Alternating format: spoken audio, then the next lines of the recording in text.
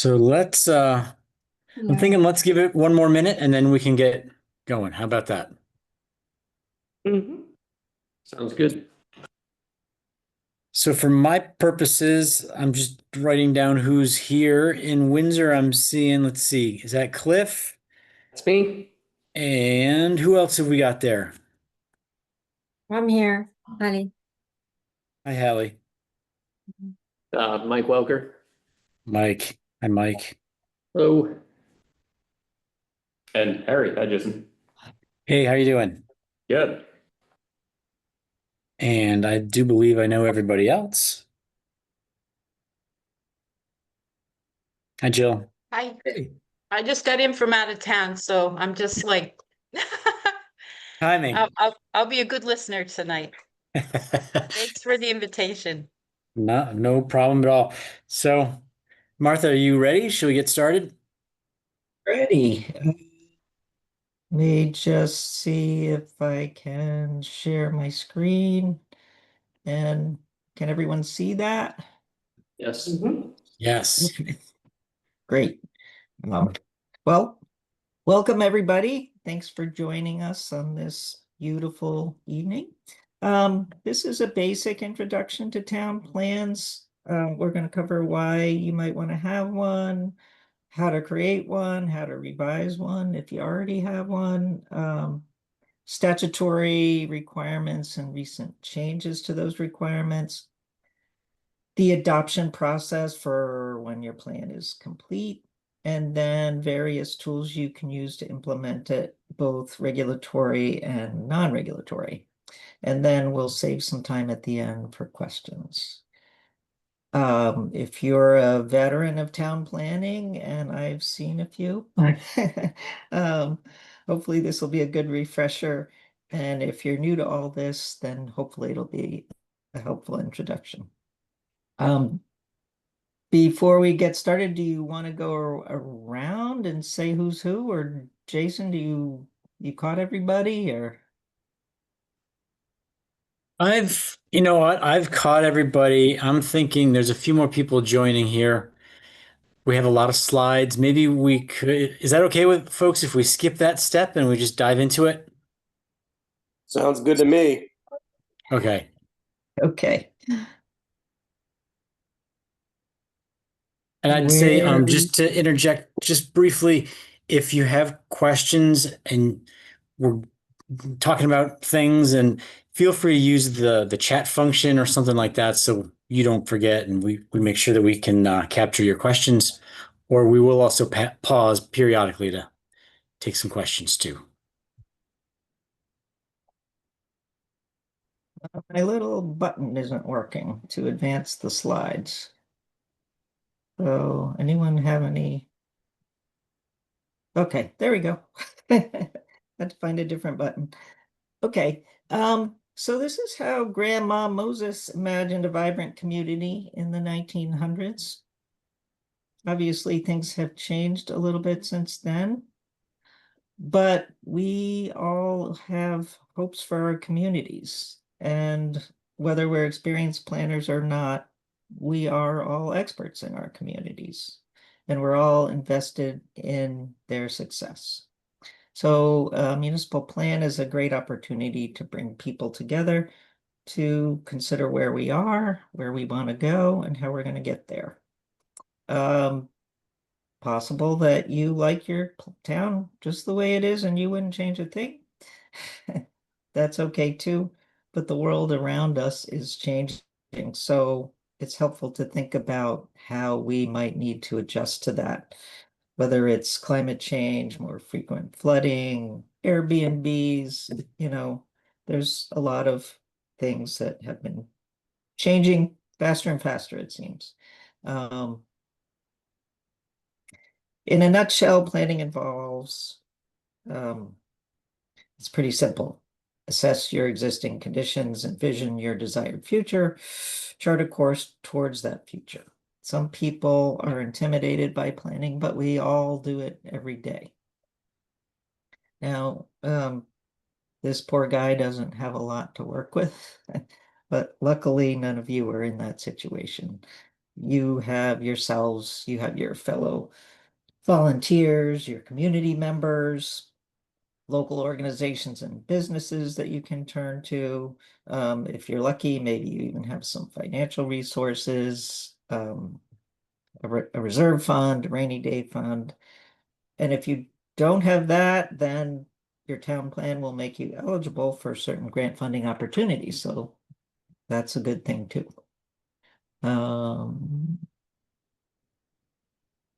So a municipal plan describes your community as it is and as you would like it to be.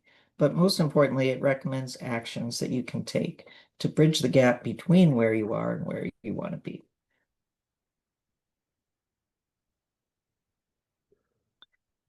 You don't have to have a plan. It's not a requirement. But if you do have a plan, there are some benefits. For example, if you want to have zoning regulations or subdivision regulations or flood hazard regulations, you have to have a plan in order to have those types of regulations. Same if you want to have a capital budget and program. If you have a town plan and someone submits an Act 250 application, then Act 250 will look at your plan and make sure that the application conforms to your plan. If someone submits a Section 248 application for a certificate of public good, then if you have a town plan, they'll give your plan what they call due consideration, which is at least a basic level of consideration. If you have an enhanced energy plan as part of your plan, then they'll give it substantial deference, which is a higher level of consideration. And then having a plan also makes you eligible for municipal grants as well as some other grant opportunities. So all of our communities are unique, but we're all part of the same state, and the state has requirements. There are requirements for processes that we need to follow, goals that our plans need to be consistent with, and elements that we need to include in our plans. What does consistent with mean? Basically, that means that your plan doesn't conflict with the state planning goals. And it also means that your town has to be making substantial progress towards achieving the goals. So you can't just do the plan and then sit back. It's an active thing.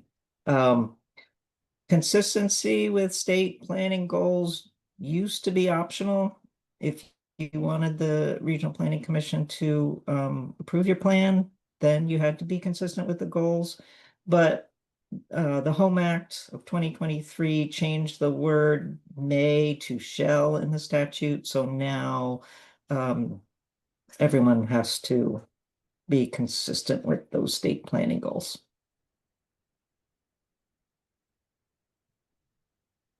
So the planning process, this is a paraphrase of what 4302B says, focusing on some of the key words in that. Continuing is important because, as I was just mentioning, to be consistent with the goals, you have to be working towards achieving them. So that's a continual process. Citizen participation is key. Your goal with you're trying to develop a common vision for your community, and obviously you need to involve the community in order for that vision to reflect to be a common vision. And then working creatively with other towns. In addition to being consistent with the state planning goals, your town plan has to be compatible with the regional plan and with the town plans of the other towns around you. What makes it compatible? Basically, it would be considered compatible if it does not significantly reduce the desired effect of the other plan. So that's something that you also need to look at when you're doing your plan. You look at the plans, the regional plan and the plans of your surrounding towns and their maps, and just make sure that there isn't something that you're doing that's going to negatively impact what they're doing and vice versa.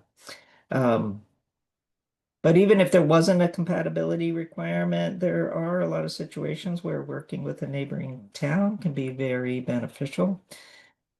I would guess that most, if not all towns, the fire departments have mutual aid agreements.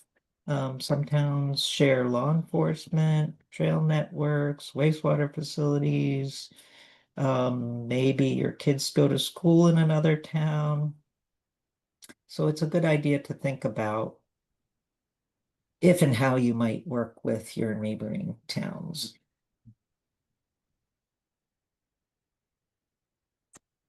The Vermont planning goals.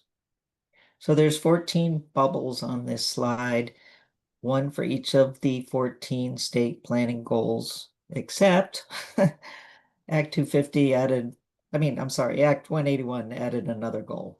So the new 15th goal is to equitably distribute environmental benefits and burdens. I've highlighted two of these bubbles, compact centers and growth areas and safe and affordable housing, because Act 181 also made changes to these two goals. This is the first planning goal, talks about historic settlement patterns, and this is where the a change was made. Probably should take a minute to talk a little bit about the purpose of Act 181. I don't want to go into too much detail, but one of the goals is to transition to place-based Act 250 jurisdiction. And to do that, Act 181 had to establish some new standardized future land use map categories. And four of them are listed here: downtown centers, village centers, planned growth areas, and village areas. The idea is to limit or exempt these areas from Act 250 jurisdiction in order to facilitate housing development in the areas where it makes most sense, where there's sewer, water, sidewalks, services, etc.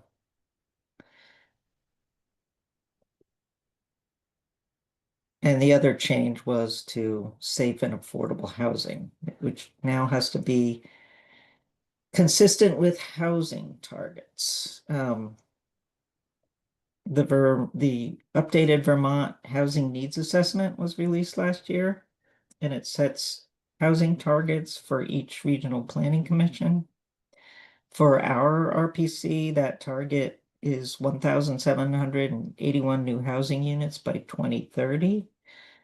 And then the Regional Planning Commission has to break that target down by municipality, which is in process. And if you haven't heard about that yet, you're going to be hearing about it very soon.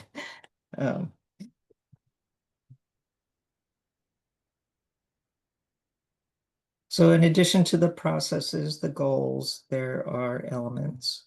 I've highlighted land use here and housing because, once again, Act 181 made changes to those. And again, I don't want to get too far into the weeds, but Act 181 is maybe about 200 pages long. So I'm going to try and say as little as possible about it. Jason and Aaron are going to be talking about it more next week. But one thing about Act 181 and land use requires regional planning commission's future land use map to designate areas within member municipalities that are eligible for what they call Tier 1B status. If you have tier 1B status in an area, you can build up to 50 units of housing on a tract of land that has 10 acres or less.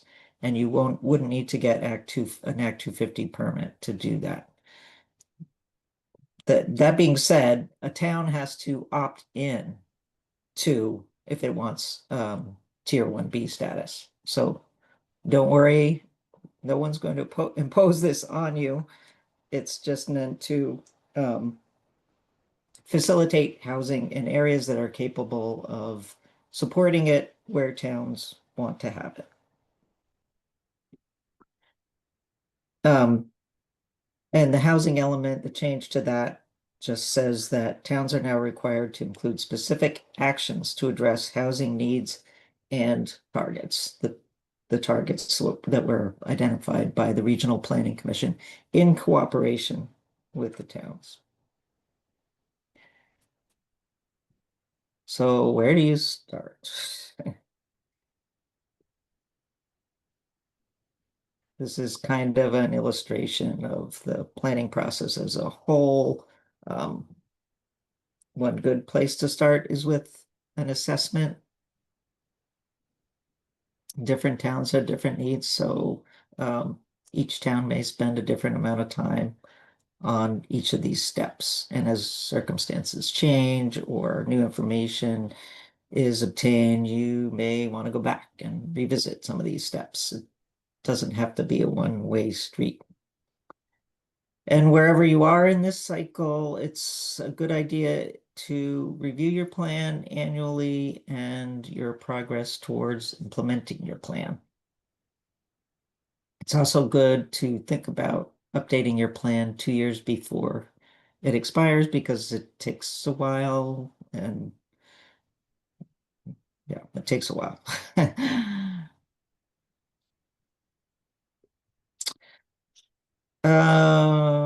So all of the towns in our area have town plans and they already have a lot of data in them, but it may be outdated. So at a minimum, when it's getting close to time to revise your plan, you're going to want to look at all your data and update it. Think about what the changes might mean for your community. Sometimes there are also statutory changes that call for additional data that you may not already have, and that will take a little bit more work to incorporate that. That is the case with Act 181 and the Home Act, which now require more detailed housing data.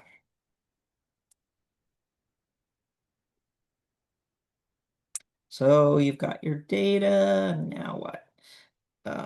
Time for some community engagement. People tend to resist change when they're not involved in creating it. So let's involve them. If people are hearing directly from the Planning Commission, then you can ensure that they're getting accurate information.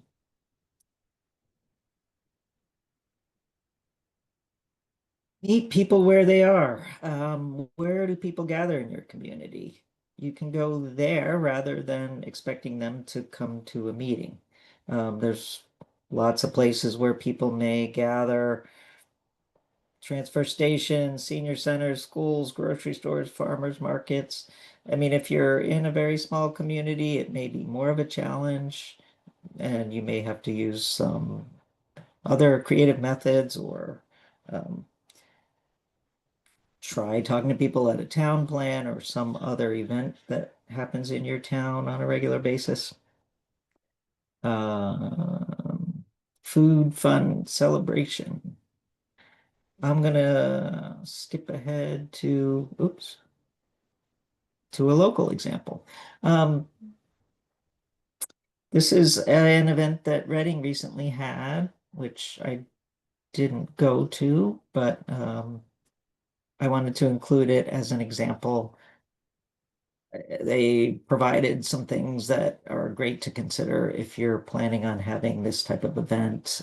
Food to get people there, and then things like childcare. You can't really see it very well, but it says if you need accommodations, it gives you a phone number that you can call. So if you can anticipate and address barriers that might prevent people from participating, then that's a great thing to do.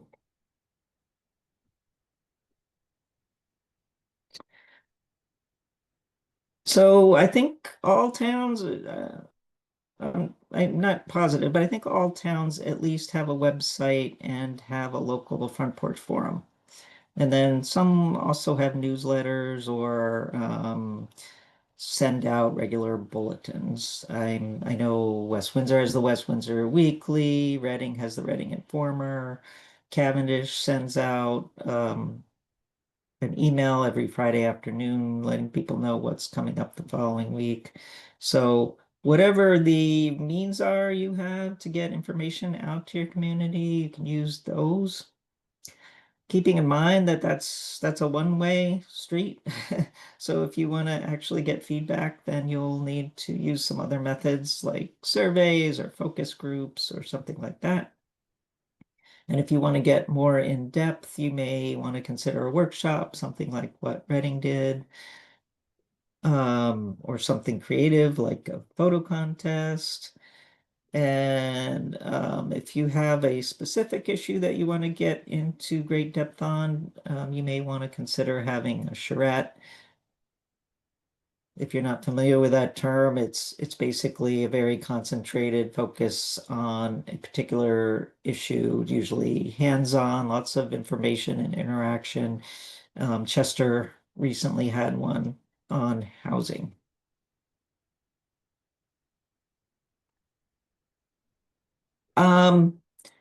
This is a very handy planning manual. It's a little dated, but it has lots of helpful information. And it has a lot of questions you can ask yourselves and your communities to help you customize your plan once you have a shared vision. And once you're ready to adopt your plan, again, they expire every 8 years. At a minimum, you're going to have to update the data, look for any statutory changes, and then think about whether the changes in data or statutes change any of your implementation priorities. Maybe you've already accomplished some of the things that you wanted to do when you last updated your plan. So you can take those off. The process can take several months, so that's why I said if you know your plan's going to expire in 2 years, you should really start thinking about updating it. The Planning Commission has to have a public hearing with 30 days notice before sending it to the select board. If you've engaged your community a lot, then there's probably not going to be a lot of negative feedback on the plan. You can take feedback that you get on your from the public hearing and make changes to the plan before you give it to the select board. But like I said, if you've engaged your community a whole lot, that probably wouldn't happen. So then you give it to the select board. They, at least 30 days later, not more than 120, they have to have a hearing, and then they can either adopt it or they can have the voters vote on it by Australian ballot. And it's effective upon adoption. Or if they sit on it for more than a year, then it's considered not adopted, and then you're back to square one.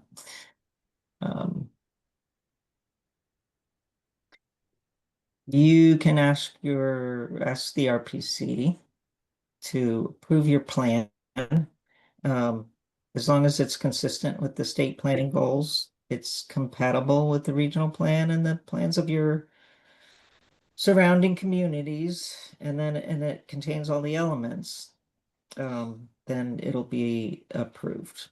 And you can also have your process approved, which is a little bit different. If your plan's been approved and you're actively engaged in implementing your plan and providing funds for planning, then your process can also be approved.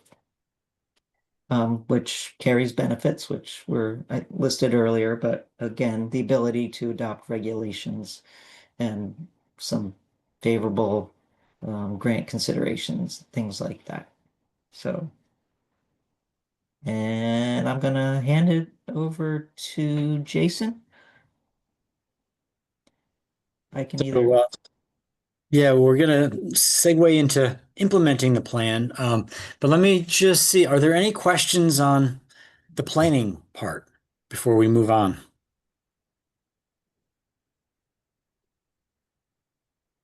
Jill, yes. I just have a question on, one of the first steps is updating data. And is that pretty mechanized, automated, or they're pretty good sort? I know when we did our housing presentation back in January, we went online and found a lot of good information on a state website. But can you just talk a little bit about data sources and if they're easily available? Yes, there's a lot of good data sources out there, and many of them are mentioned in that planning manual that I Okay, put. great, Um, super. but you can also always reach out to us if you need help finding something. Yeah, I would love there to be a one-stop shop, but there tends not to be. There are a few really good sources that we tend to go to and stitch it together from those different sources. Okay, great. Are there other questions?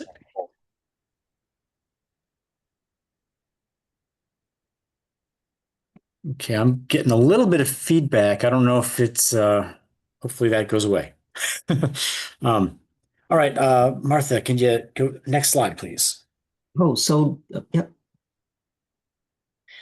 Okay, so implementing the plan, Martha talked a little bit about, you don't just want to write a plan and have it sit on a shelf. We want to implement it.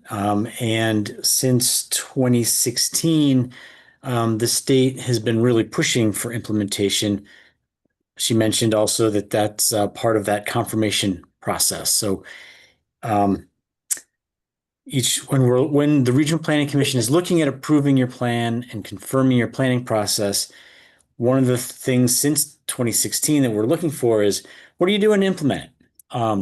And so that's generally, are you updating your zoning bylaws or your subdivision or whatever?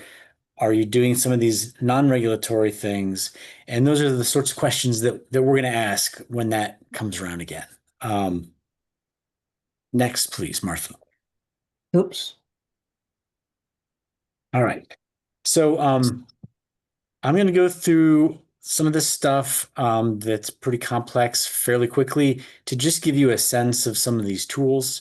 I'm hoping that the slides, which we can provide afterwards, are resourced for you, and you can always, contact us for more information. But I'm going to kind of go a little bit quickly.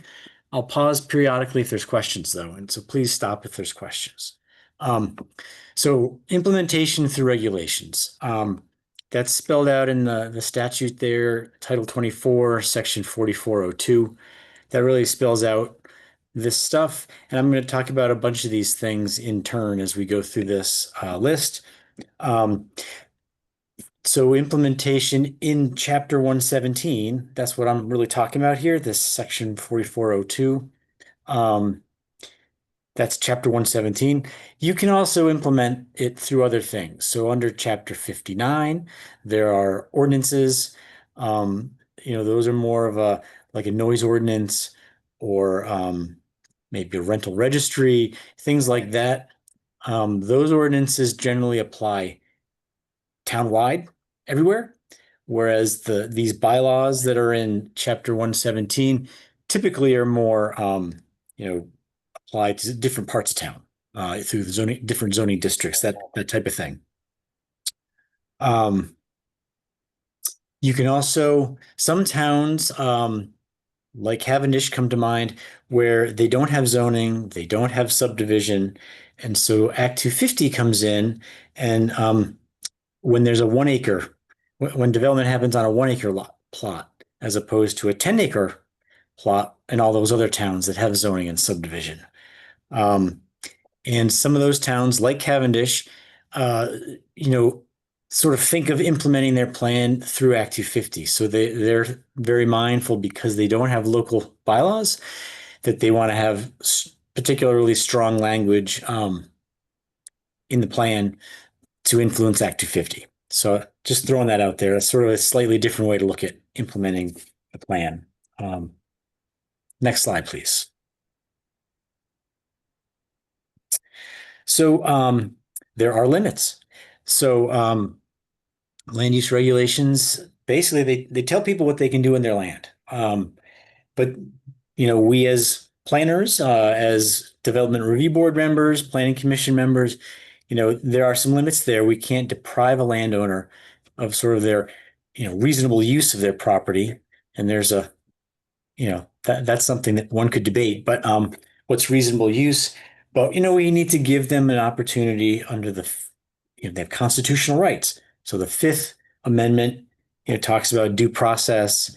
The 14th Amendment talks about equal protection under the law, and we need to make sure that they have those constitutional rights upheld for them, and that they're we can't just have a takings. We can't take their property through some kind of arbitrary bylaw provision or something like that. So there's limits there. There's also limits. Vermont is what we call a Dillon's rule state. That is, we are not a home rule state. So sort of think of Massachusetts as a home rule state, where the town can sort of do a lot more. They have a lot more discretion on what they can do in terms of regulating land uses. Whereas in Vermont, we pretty much have to be enabled through state law to do those things. And so if we're not enabled to do a certain thing, then it's not legal to do it. So there are some limits there. And finally, again, in Title 24, these sections 4412 and 4413 lay out some limitations, and I'm not going to go through them in any crazy detail, but for example, a couple of examples, there's this equal protection of housing clause. So, we need to treat a manufactured housing the same as we would a single family house. There are some things about, public facilities. The review through the zoning process is limited. We can't interfere with their intended original use. Those sorts of things are spelled out in a lot more detail there. Martha, next, please. So this is a lot to look at. Again, more as a future resource for you. This is an attempt to summarize a bunch of the different review steps that you could have in a zoning ordinance or subdivision bylaw, something like that. So I'm not going to go into lots of detail here, but permitted use, hopefully many of you are familiar with this stuff, but permitted use is basically those things that are by right. So it's a house in a residential district. It's a accessory use and those sorts of things that are really simple. You go to the zoning administrator and you get your permit. There's no hearing. It's a lot more simple process. Site plan review is more of a internal design site layout thing where's that dumpster going? How are people walking from the street to the front door? Those sorts of issues come up there.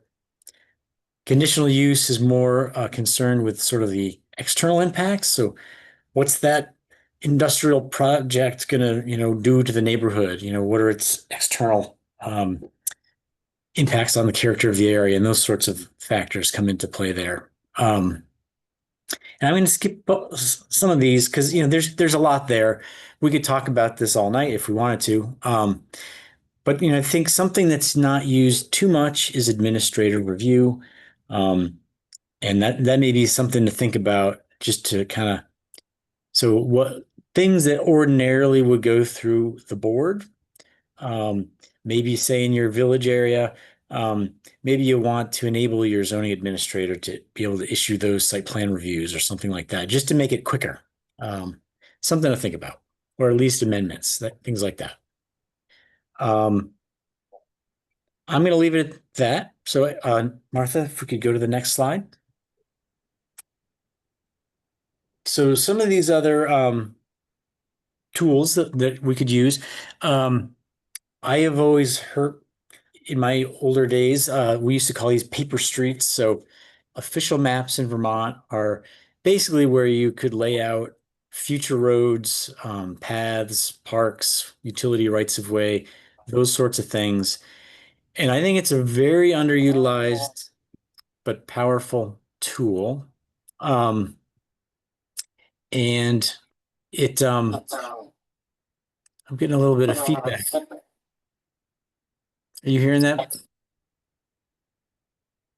I can hear you fine. Maybe that's on my end. Okay. So again, there's kind of a long process to do this, but I think it's a very powerful tool that could really help to sort of shape how future development could happen. So instead of trying to do it through zoning, maybe in addition to zoning, this is a really good tool that could potentially help with protecting future trail connections or road layouts or things like that.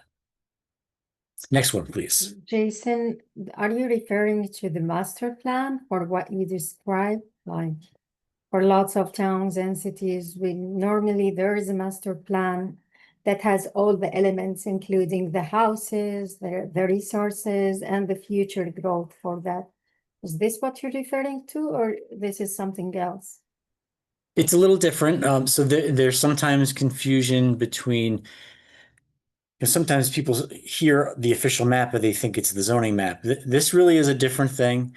This is something that's laid out in statute where it's basically an official map of future public rights of way. And you might have in Windsor the downtown master plan, for example. That's a different thing. That's a plan. But so that Windsor's master plan was thinking about some road interconnections, for example. One way to make it happen or, really kind of make it a lot more feasible would be to take a next step of having this official map and really laying out that future connection. So you would basically have a paper street. So like if any future subdivision or something came along in that part of town, they'd have to more or less work around that future right of way, if that helps. They are different. Martha, next slide, please. So impact fees. This one is also not particularly used much in our region. This is where basically you have an impact fee ordinance, and certain developments, the town would levy a fee on it to help cover its fair share of what the municipal services or these other fiscal impacts would be.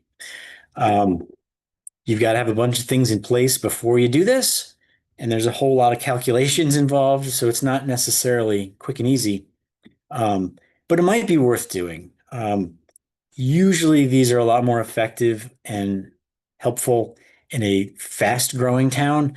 That's not really been where we've been at the last few decades, but this is a good tool, and I'm really going to leave it at that. You can go to this Title 24, Chapter 131 to learn a little bit more about it if you'd like. Here happens to be one example. There are a number of towns that have this. Burlington, of course, does have it. And this just kind of is an illustration of how it kind of works. So if you got a development of a certain type, you put in the new square footage, and then it spits out sort of a financial fee that you have to pay. And there needs to be a bunch of calculations behind that fee so that it's a sort of a fair share of what that project's impact would be on municipal services. So that's something to think about. Again, not used very much, mostly because we don't have a lot of development, frankly. Next one, please. So there's a lot of words. Another thing that we could look at is phasing. So essentially when there's a large project, which we haven't seen anything this large in a while around here, but if it's large enough that like the town or the school really can't provide adequate services for it, you'd phase it. So you'd say, either we're going to deny it because it's too big. Or if you cut it into chunks, maybe phase one is okay, but phase two will have to come later down the road after we have that new water tank in the water system, or whatever it is. And so there's a couple ways at it, and this language here is really just examples. You could look at it under your conditional use review process.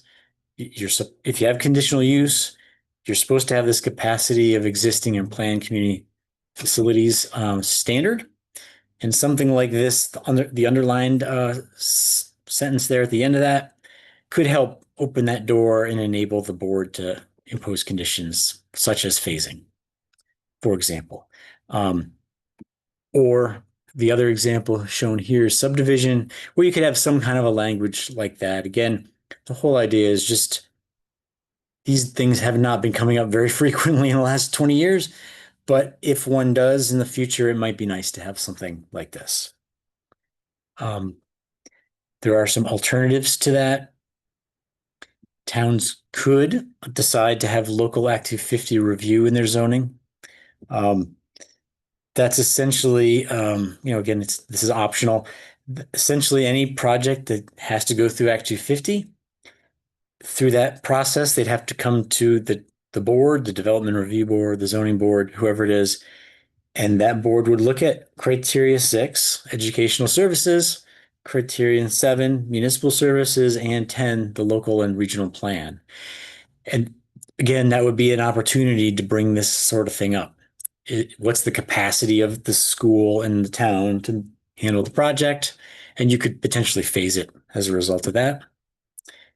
One last potential tweak to that is you could also, under conditional use, include additional standards, some or all of the Act 250 criteria, including that same criteria 6 or 7. So again, if you want, those are some options there. Next, please, Martha. Another very unused, I think, tool here, at least in our region, is this transfer of development rights. It gets a little complicated. Essentially, you're trying to protect some open spaces and large lots in the rural part of town, and in exchange, you're basically given some density bonuses downtown, so to speak. So this would need to be something in your zoning. You basically have to identify sending areas. So those rural areas where you want to sort of have some conservation. And then you want to identify receiving areas, like in the village, where you want to see development. You'd have to talk, the bylaws would need to define that density increase that's allowed. And then you'd also have to talk about what are the development rights, and how do you protect them? Is it a conservation easement, or is it something else? Is it for 30 years, whatever? So some of those details should get spelled out in that process. It's a little complicated. It's a good tool, but it's not used very much. Maybe because of that complex aspect of it. Next, please. Okay, so non-regulatory, we talked about the stick, the regulatory, the stick versus the carrot. Now we're going to talk about the carrot. So these are just some incentives and some things like that, that are not regulatory. And next, please. Okay, so the capital budget and program is this thing that's spelled out in statute. You need to adopt it. It's a little more formalized. You can similarly do a less formal version of just capital improvement planning. Both are just really helpful. But this particular tool is one that the town would prepare and adopt. It's a 6 or more year plan. The first year, the capital budget component of it is the first year. That's basically your next fiscal year. Here's what you're going to be spending on capital investments. And then the following 5 or more years after that, it's a little bit more of a plan. And as the years go out, the less precise it gets. But it's an idea of, this is what we want to spend it on. This is what it's going to cost. This is how we think we're going to pay for it. And, at a basic level for a small town, even if you do this kind of a thing for a couple of small pieces of equipment, it might be very worthwhile to do. Oh, we need a new road grader. It's going to be $500,000 or whatever it is. How are we going to pay for it without having some spikes in the tax rate? Maybe it's just a process where you figure out how to have a capital reserve fund and chip away at it, saving money each year until you got to buy the new thing. Or it could be a lot more complicated depending on what you want to do. But if nothing else, it's a really good process, and I would say keep it simple, but it's really, really valuable to do, whether it's this adopted version or whether it's more of an informal version. Next, please. Okay, tax increment financing is not been easy for towns to get. Springfield, for example, has been interested in getting one for years, but it hasn't worked for different reasons. The state has been very, very stingy in allowing for these things. What is it? So basically, it's an economic development, redevelopment type of a tool, where, essentially the town creates a district, a tax increment financing or TIF district. Maybe it's the downtown, maybe it's a new village, something else. They create this district, and they take out a municipal bond to pay for improvements of public infrastructure. And they hope that investment, kind of encourages the private sector to follow up and make investments into buildings, get some projects done, housing, revitalize that big building downtown, whatever, that type of thing. And then sort of that tax increment. So, it went from a vacant lot, which was valued at very low, to some nice new housing project that's valued very high. That tax increment, that amount of taxes that has increased by virtue of the project, basically helps to pay for that debt, for the bond off, to pay for those incentives. So I'm trying to keep it really simple. It's not really a simple process. So that's that. You can do a municipal TIF, which is basically just the town budget portion of it. But most people, that's not really as significant of a thing. So most people want the statewide TIF, which means that you're getting the municipal tax, or the education tax as part of that equation. So that's more money that makes it more meaningful. There's a variant in to this Senate Bill 127 this year. The governor has not yet signed it, but it's passed both the House and Senate. That has the Community Housing and Infrastructure Program, CHIP, and that's basically just a project-based TIF. So it's essentially a very similar thing, but it's for a project site, not a district. And so that's a little bit different, but that's a pretty exciting tool that could potentially help some housing projects get done. And so anyway, look for that. Hopefully the governor signs that soon. Next, please. Tax stabilization agreements. This is another thing, again, that could help housing. It could help some other projects out. So this is where essentially, so I put a City of Montpelier has this in place. Other places do too, but this is just an example that I happened to find. It seems like a reasonably good approach. This is essentially where the town would hold the tax valuation of a property low for a period of time, no more than 10 years, to basically incentivize investment. So, you hear an awful lot about housing projects don't make financial sense. They don't pencil out, as they say. This could be one of those things that helps it make some financial sense. So you could buy that decrepit old place as a developer, and your taxes won't increase for 10 years after you finish the project. And so that might just help. That might help with things. So I think this is a good and fairly underutilized tool.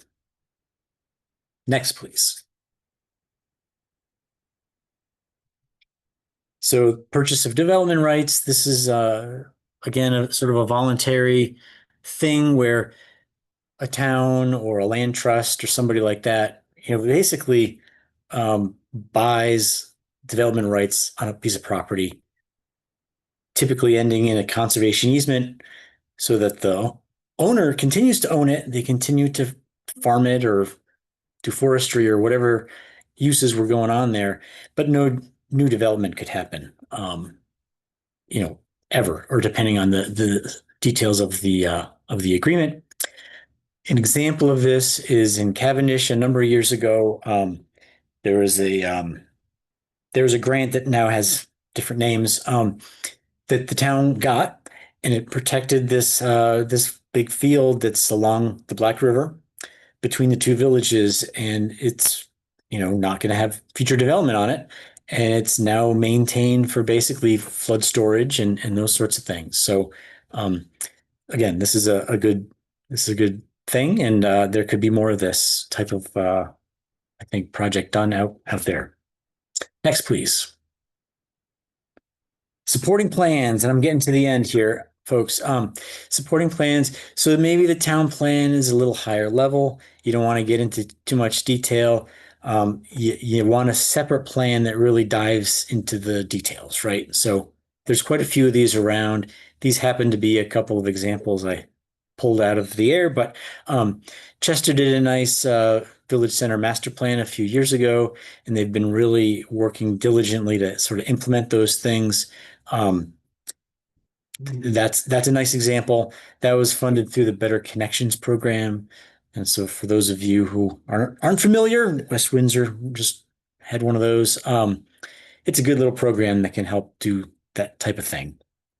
Brattleboro had a housing action plan that's helping them to sort of tackle their housing issues.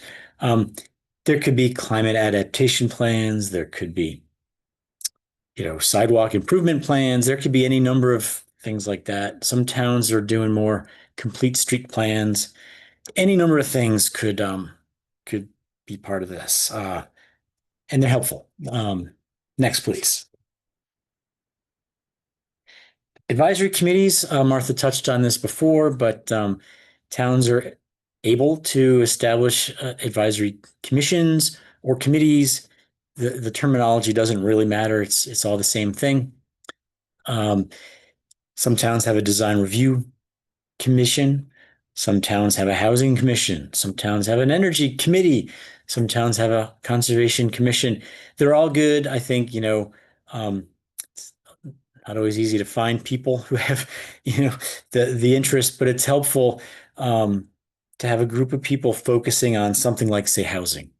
And you could even have your zoning could say, hey, any development that's involving wetlands, we're going to have our conservation commission review it and give the development review board, recommendations. And, and those sorts of things are a good idea.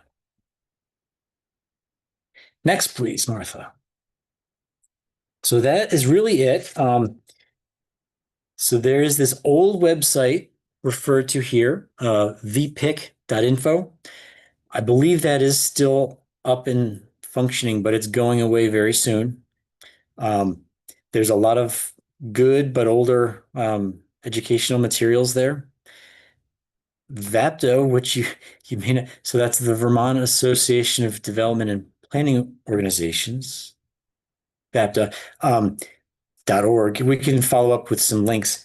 That has a lot of these same documents have migrated to that, and some of them are getting updated. So there's a big effort to incrementally update some of these old things because they're really helpful but old. So the zoning administrator handbook just got updated. The development review templates are being updated, and we're sort of trying to work our way through those things. So anyway, that's out there. Those are helpful tools, and we can if you'd like, we can sort of follow up with slides and links and those sorts of things, but that's where you can find more information. Or you can talk to me or Martha or Aaron or anybody else in our office. Are there any questions?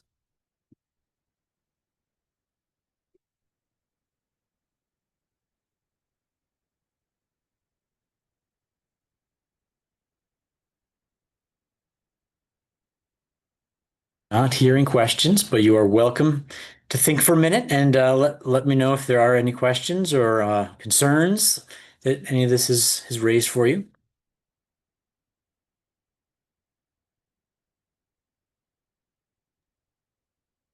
So I have a quick question, Jason. In Baltimore, we're such a small town. We don't really have a downtown.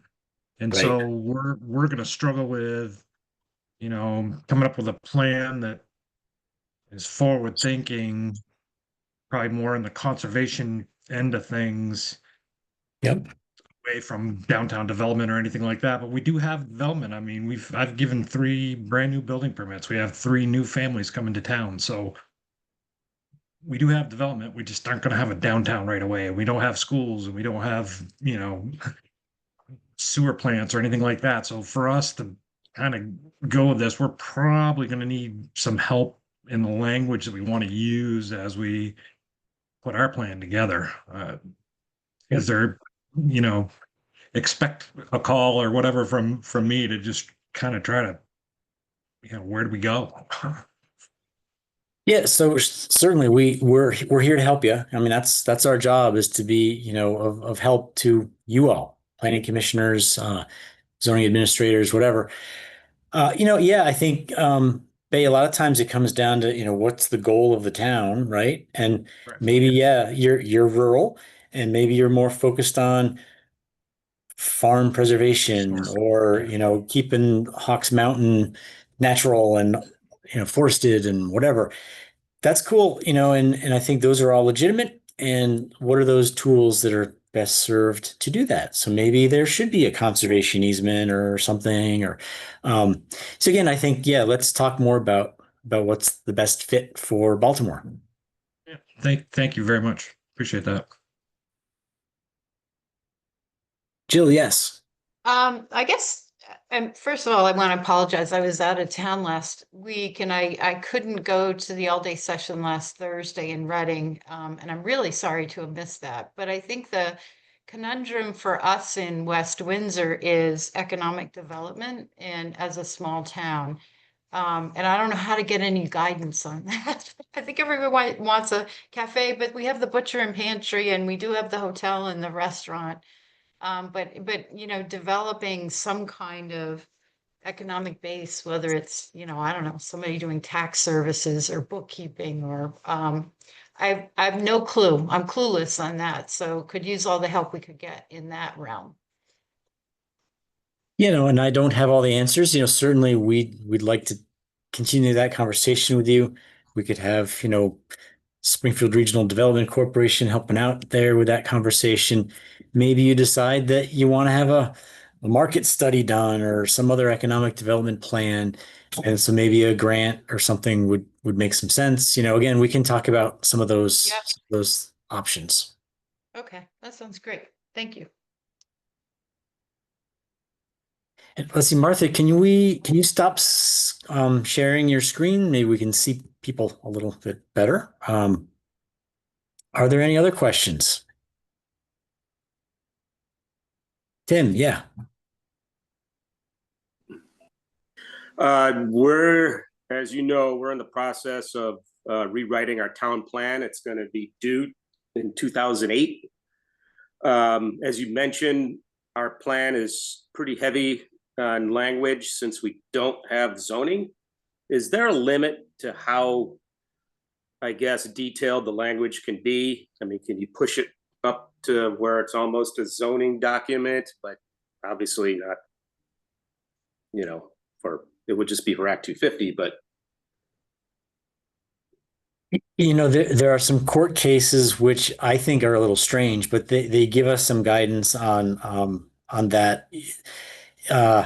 They don't want the town plan to be de facto zoning, but they want it to be really detailed and mandatory. So it's like, to me, it's a little hard to quite find the right, Sure. quite the right language. But yeah, I think we can look to those, and help, and I think, so short answer is yes, there is a little bit of that. And I think, town plans can be complicated. It's totally up to each town here, but municipal planning grants are coming up next September-ish timeframe. If you want to apply, and we'd be more than happy to help with both the application and the work. But I think that some of these things get pretty complicated pretty quickly. So I think that would help so that we can maybe have enough time to really kind of churn through some of those issues. That would be great. I mean, if we could apply for a planning grant, would love to get that going.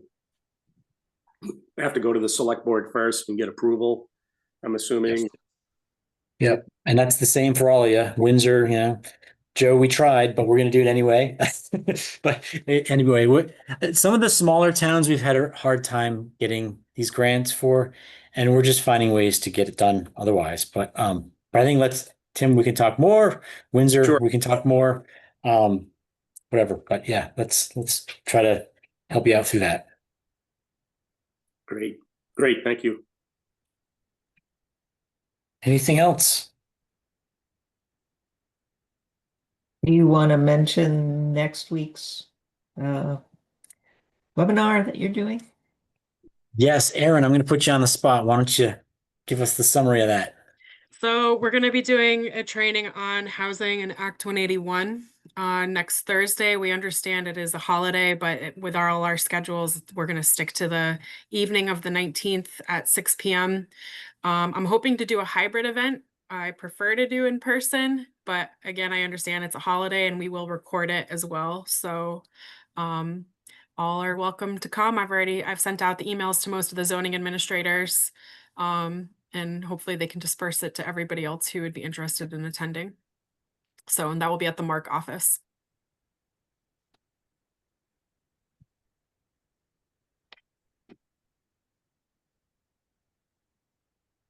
Anything else? Jason, Yes. very nice job. Thank you for doing it. It made me aware how just very complicated this is. And I've only been doing this for 45 years, and it's been getting worse. But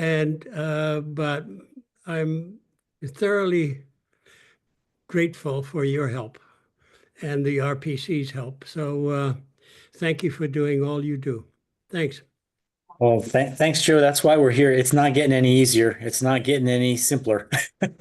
So that's why we're here. So anyway, thanks for coming and listening in. And again, we hope this has been helpful for everybody else. Thanks Great. so Thank you, much. Jason. Thank you. Thank you. Thanks, everybody.